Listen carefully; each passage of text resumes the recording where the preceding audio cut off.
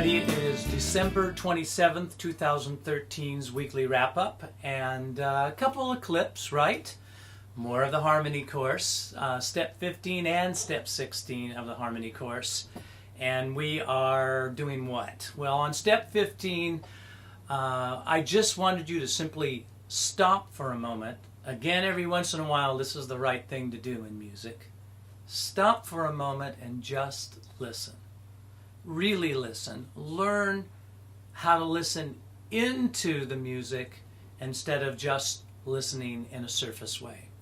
And what I mean by that, as far as a surface way, is that we're too busy all the time trying to listen to the notes move ba ba da ba da ba da ba, moving from one note to the next really quickly, and we hear that sound, and that's what I call surface listening, because we're listening to the notes move from one to another. And of course that's important, to be able to hear the notes move from one to another, identify things are going on. But sometimes you want to stop for a moment and listen to something that sounds like this. Now when I do that, I'm reaching for my piano here in the position I'm in, obviously.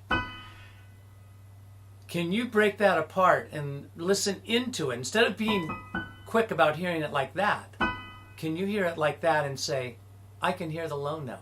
What's the lowest note? Or, what's the highest note? Or, that note, what was the middle note? Listening like that is a little bit different. And what I mean is that most of us don't take the time out to listen like that. We're too in a hurry to hear things move from one place to another. Listen to the quality of what it is. Take your time. Break it apart. Anyway, that's what 15 was all about. Much more in-depth information than what I just did there, but to give you an idea of what I mean by just listen. Now, step 16 in the harmony course, cool. We're moving from the sounds of the major chords to the sounds of the minor chords. And we're going to get our little study going there. And that's what step 17 is about, the beginning of listening to the roots, thirds, and fifths, actually flat third and fifth, of the minor chord, and being able to hold your harmony part again. Slowly, but very surely, building our skills as harmony singers, so there's no doubt about what we're listening to and what we're able to hold on to and listen to as a blend. That's all very important as a harmony singer. And I can't stress it enough, become a good harmony singer, you will sing more in pitch as a lead singer.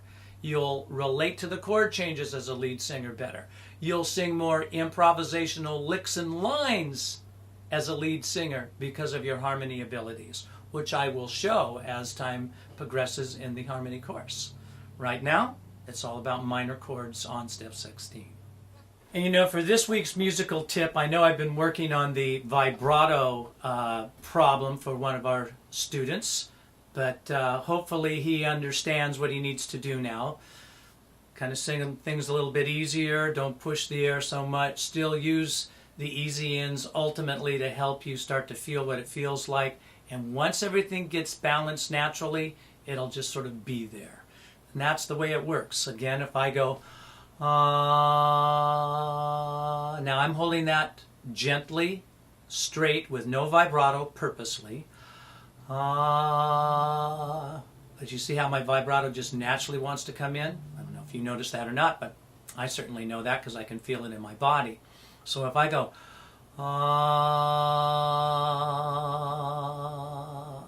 I'm letting that come in. I'm not forcing that to happen. And again, all the easy ends on the vibrato course are just about a way to kickstart the beginning of that feeling. But you can never get that feeling if you're pushing too much air too hard through your vocal cords. So I think that's a nice segue into talking a little bit about just the actual basics of the anatomy of singing and the difference between what head resonance is and what head voice is. Or is there a difference? And the answer is yes, and it causes lots of confusion, because head resonance has to do with what parts of our cavities inside our heads are actually resonating. If things are resonating in the chest, why you would call it chest voice. that things are resonating higher up. What the singer's mouth is. Now, here's our mouth on the outside of us, but we have a singer's mouth that sort of formulates at the back of the throat. Now, all of these things have to be coordinated and balanced in the right way, and once they are, good singing happens automatically.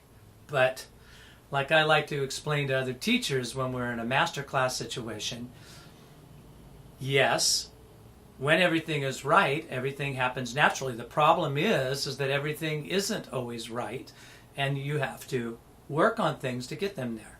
Now, the natural in any physical sport is the person who everything is just right automatically, physically, so it's a gigantic head start. Doesn't even mean that a natural will become a great anything at any of the things that they're naturals at unless they continue to work on it and incorporate much higher skills in their muscle memory, but they get a good head start. And that's the same way with singing. There are 5-year-olds or even younger who can sing in tune. The muscles are doing everything right. They don't know they're singing in tune any more than the other child knows that they're singing out of tune. That's because things aren't balanced the right way. And once more, when I say balanced the right way, I'm talking about all the resonating chambers, the vocal folds, your larynx. In fact, I'm going to show you a little diagram right here just to talk about what the basics of singing is. Here's a diagram that shows the basics of singing. And notice the arrows where it says head tone zones of resonance, highest notes, singer's mouth where all the vowels are formed, where the vocal folds / vocal cords are, where the lowest notes vibrate from, where the hard palate and the soft palate is, how the flow of air from your lungs up through your cords, and the result is sound or notes when cords are engaged. Also, chest tones, the zone of resonance where the chest tone is, and down where the diaphragm is. That's the basic, that's your basic instrument, and those are the muscles that need to be imbalanced. Now, I want to talk a little bit about the difference between head tone as far as the zones of resonance and the highest notes, and what's really going on again with the position of your vocal folds. So anyway, I know, of course, on the site, I'm constantly talking about how chest voice, mix, and head voice work in relationship to the adjustment of the vocal cords / vocal folds. And but maybe there's some people watching this on YouTube, and I'll quickly explain to you that there's a confusion between head resonance and where the resonance vibrates and what part of the instrument that is, as opposed to what the adjustments are with the vocal folds in relationship to chest, mix, and head. So when you're singing in chest voice, you're singing on the full length of your vocal cords. And then when you move up and you start to make an adjustment, you start to sing on something that's less than the full length of your vocal cords. And when that happens, you're moving, if you're doing it correctly, from your chest into your middle or mix. And then from mix up into what's called head voice. Now, head voice, even the term itself is very confusing, because you'll have many people confusing what the production of head voice is, even in relationship to how the vocal cords are working. If the vocal cords are not making a strong seal and they're sort of separated and they sound very breathy, that's what falsetto is. If they're making a good seal and they're connected, that's what head voice is. And very often there are people confusing what head voice is in relationship to what that sounds like and feels like with what falsetto is. And the confusion's usually in the different direction than people think in relationship to the confusion. What I mean by that is that you'll have a bunch of guys that are positive they're in falsetto. I get students all the time who come in and go, oh, that's my falsetto. And they're totally wrong. It's their light head voice. And they don't understand the fabric of the chord and the connection and how it's being made. So they've always made an interpretation that falsetto is this voice that they know is not the same as their chest voice, their manly voice, so they're calling it falsetto. They're wrong. Again, I'll tell you that falsetto is a disconnect. Now, in relationship to head resonance, even that's a confusion.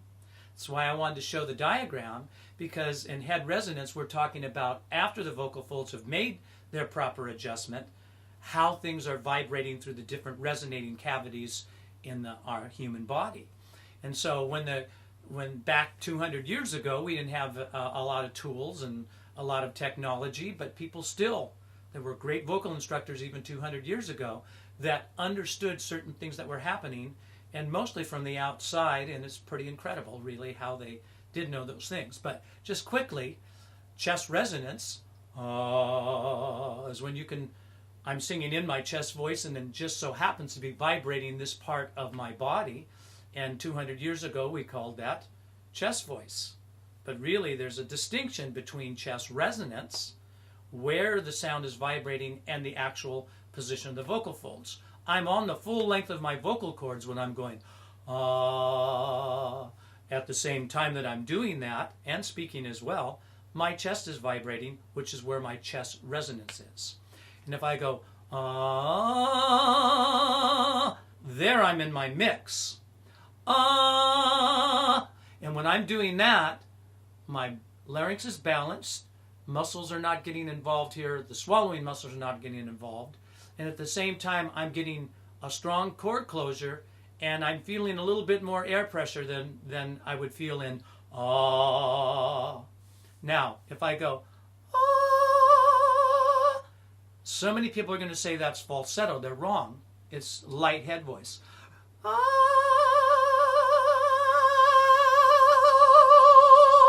I can bring more into it and start to make it sound even bigger with a little bit more chest resonance in it by activating certain places in my both mouth and nasal resonators, and at the same time just allowing the tone to go where it's naturally going to go. If I was to play a violin and I played a high note on the violin or a low note on the violin, different parts of the actual instrument would vibrate and resonate. That's where the resonance is in the body. So just like in a violin, the difference between the string and the note that you're producing and the actual vibrations where they're vibrating resonant-wise in the instrument are different places. But the sound is actually produced from the string on the violin, and the sound is produced from our vocal folds in the human voice as the air is pushing through. All of these things have to become second nature to you. The feeling of going from your chest to your mix to your head has to be very automatic.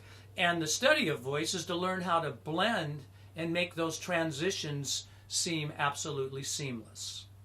So, musical tip of the week, just a little information about what the basics of singing is and what parts of the human body actually get involved in the process.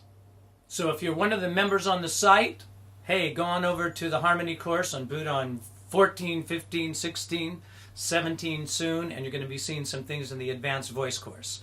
If you're on YouTube and you're watching this, please come on over and learn more about singing in every direction. Harmony singing, producing vibrato, singing songs and breakdowns of songs to teach you how to really understand what to do, basic, beginning, intermediate to advanced voice courses, jazz scat singing course, and all of this for all classifications of voice, male and female, young, old voices, young voices. There's information for all of you here. Information about the health of your voice, all of it here at totallyvocals.com. Come on over.